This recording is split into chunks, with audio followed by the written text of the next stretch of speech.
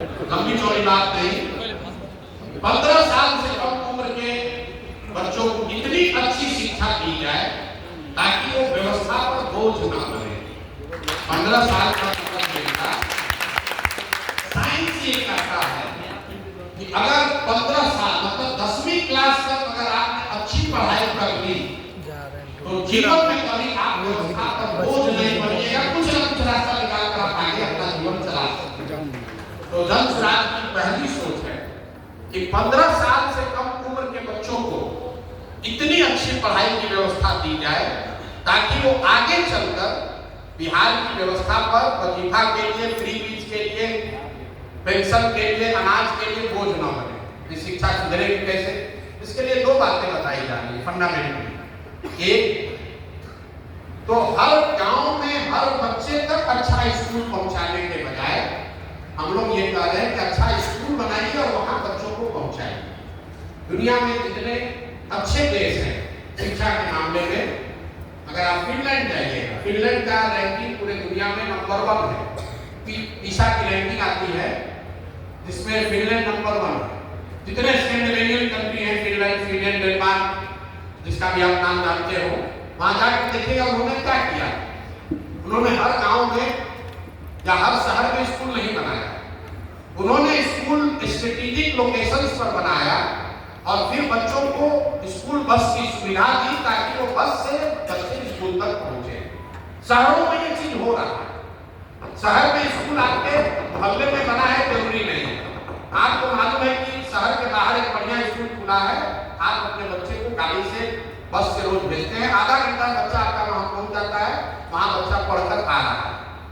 बिहार का अगर आप ठीक से अध्ययन कीजिएगा तो यहाँ जो अभी प्रखंड है 550 के करीब, हर प्रखंड में अगर 5 स्ट्रेटेजिक लोकेशंस पर अच्छे, बहुत अच्छे विद्यालय, नेतरहाट जैसे विद्यालय बना दिए जाए तो कोई ऐसा बच्चा नहीं उस प्रखंड में जो कि 20 मिनट में स्कूल बस से उस बस स्कूल तक न पहुंच जाए। तो जन स्वराज की सोच ये है कि सैकड़ों स्कूल बनाने के बजाय हर प्रखंड में कम से कम 10 ऐसे अच्छे विद्यालय बनाए जाएं जो नेतरहाट के समकक्ष हो। अब ये 10 विद्यालय बनेगा कैसे? क्योंकि इतने विद्यालय बनाने का पैसा नहीं है सरकार के पास। आप किसी ने कहा आपके पास धन कहां से आएगा ये बताइए, रोज बता रहे हैं सर, आप सुन ही नहीं है। अगर हर प्रखंड में एक विद्यालय बनाना हो जो कि नेतरहाट के जैसा हो, नेतरहाट के एग्जाम्पल के तौर पर बता रहे हैं क्योंकि वो भी सरकारी विद्यालय है, और एक नेतरहाट से 1500 से ज्यादा IAS IPS बने और ज्यादातर नेतरहाट में पढ़ने वाले बच्चे निम्न या मध्यम वर्गीय परिवार के बच्चे रहे। एक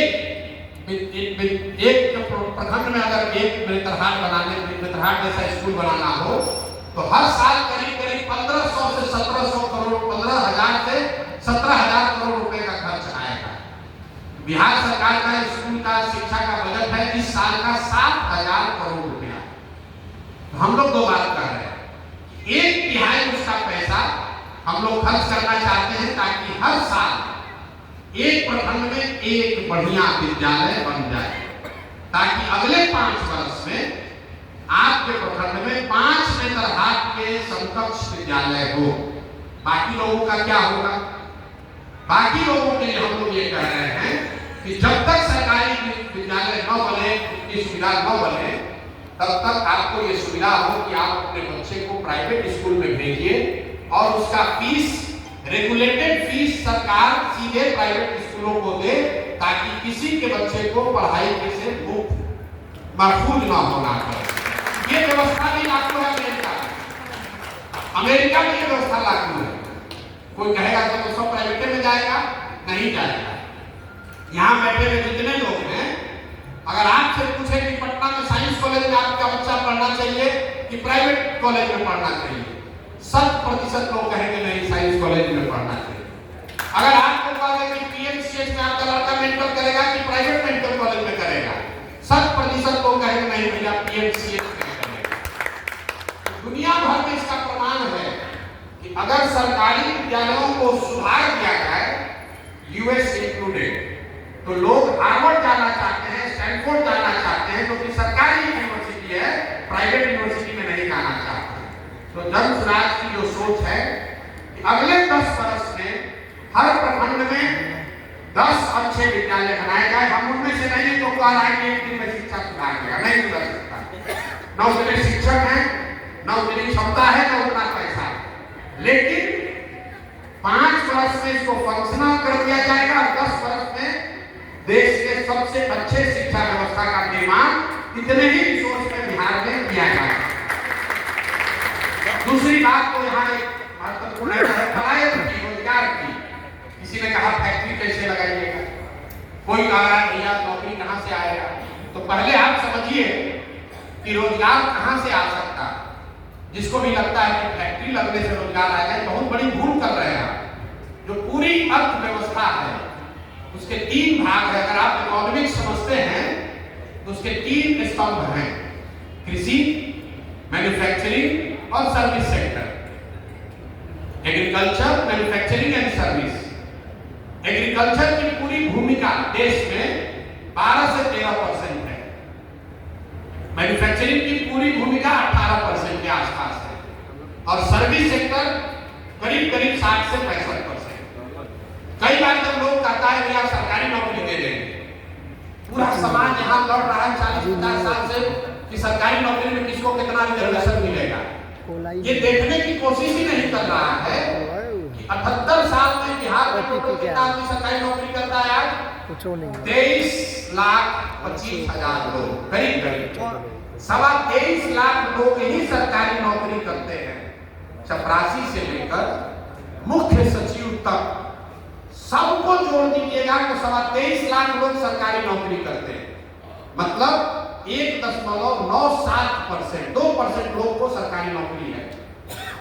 98% को तो नौकरी मिली है ना आगे कभी मिल सकती है। देश में 3% लोगों को सरकारी नौकरी है और उसी 2% के लिए पूरा समाज पिछला 50 वर्ष से लड़ रहा है कि रिजर्वेशन 10% ज्यादा होना चाहिए कि कम होना चाहिए। हम कह रहे हैं 100% ले लो, तब भी तो 2% तुमको मिलेगा। 98% को फिर भी उससे लाभ मिलने वाला नहीं। यही वजह है कि आप देखिए पिछड़ा समाज है, दलित समाज है, रिजर्वेशन लग गया, उसके बावजूद कितने लोग IAS बन गए, कितने लोग पिछड़ा समाज से कलेक्टर बन गए। नहीं बन सकते। सरकारी नौकरी 2% लोगों को है। कुछ लोगों को लग रहा है फैक्ट्री लगने से सुधर जाएगा। अगर फैक्ट्री को प्राइवेट सेक्टर को जोड़ भी दीजिएगा तो भी समाज का 25-30% से ज्यादा उससे कवर नहीं होता है। यहाँ पर अगर रोजगार लाना है, दुनिया में जहाँ पर भी रोजगार है वहां पर लोग खाली फैक्ट्रियों में काम करके नहीं रोजगार पाए। अमेरिका में 4% खाली बेरोजगारी है। इसका मतलब ये नहीं कि हर आदमी फैक्ट्री में काम कर रहा है। वहां रोजगार लाने का तरीका है पूंजी की उपलब्धता। अगर आपके पास पूंजी हो तो आपके पास रोजगार का साधन हो सकता है।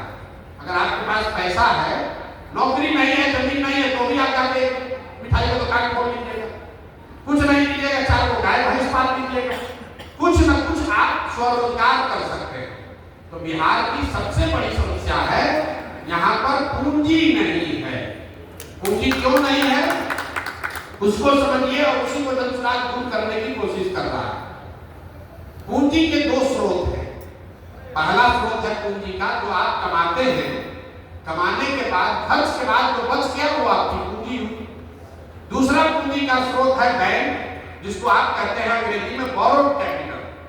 मान लीजिए कि आप 1 लाख रुपया कमाते हैं, 60,000 रुपया खर्च हो गया, 40,000 रुपया बच गया है। आपको घर बनाने का मन हुआ, गाड़ी खरीदना चाहते हैं, तो 40,000 रुपया आपका कैपिटल है और 2 लाख रुपया आप बैंक से लेकर गाड़ी खरीदते हैं। तो बिहार में प्रति व्यक्ति आय जो है वो है करीब करीब 35,000 रुपया सालाना। पटना और बेगूसराय को अगर हटा दीजिएगा तो यहाँ प्रति व्यक्ति आय है 25,000 रुपया सालाना।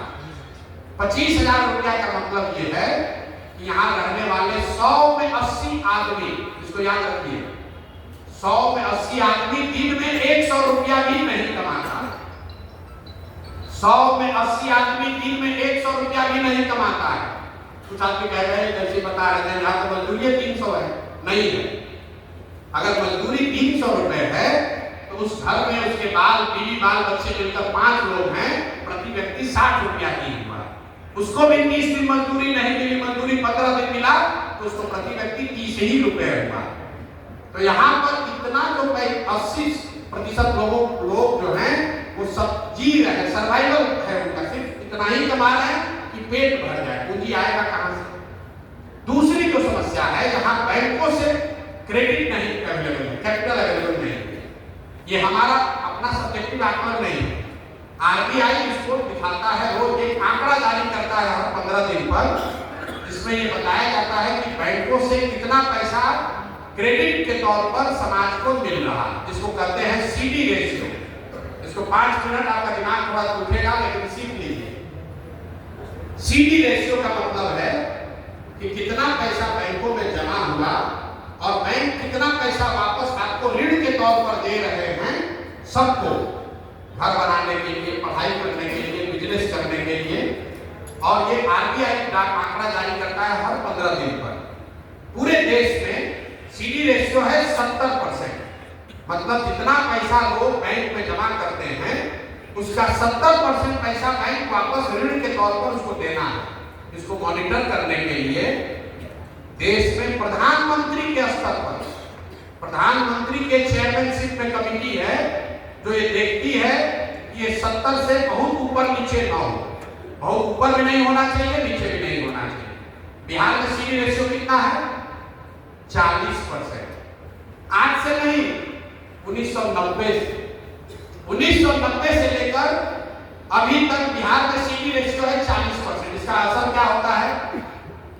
पिछले वित्तीय वर्ष में बिहार की गरीब जनता ने, टाटा बिरला ने नहीं, हमने आपने जो बैंकों में रुपया जमा किया टोटल 4,21,000 करोड़ रुपया। याद रखिए, बिहार के लोगों ने बिहार के बैंकों में जमा किया 4,21,000 करोड़ रुपया। चूंकि